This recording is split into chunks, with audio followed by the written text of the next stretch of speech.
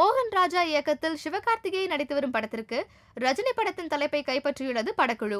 அது என்ன தலைப்பு என்பதை கீழே பார்க்கலாம்.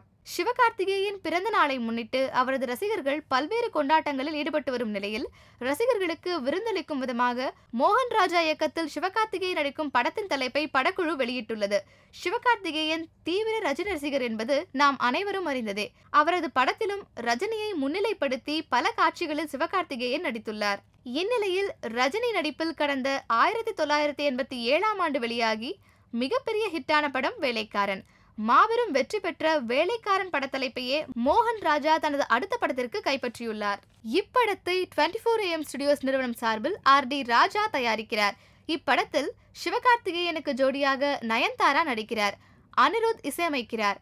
பஹத் ஃபாசில், ஸ்னேஹா, ரோஹிணி, RJ பாலாஜி, தம்பி ராமையா, சதீஷ், ரோபோ சங்கர், பிரகாஷ் ராஜ் உள்ளிட்டோரும் இப்படத்தில் நடிக்கின்றனர். சிவகார்த்திகேயன் நடிக்கும் வேலைக்காரன் படத்தின் ஃபர்ஸ்ட் லுக் போஸ்டரை அஜித் பிறந்த நாளான மே 1ஆம் தேதி வெளியிட படக்குழு முடிவு செய்துள்ளதாக கூறப்படுகிறது. வருகிற ஆகஸ்ட் 25ஆம் தேதி படத்தை வெளியிடப் போவதாக படக்குழு அறிவித்துள்ளது குறிப்பிடத்தக்கது.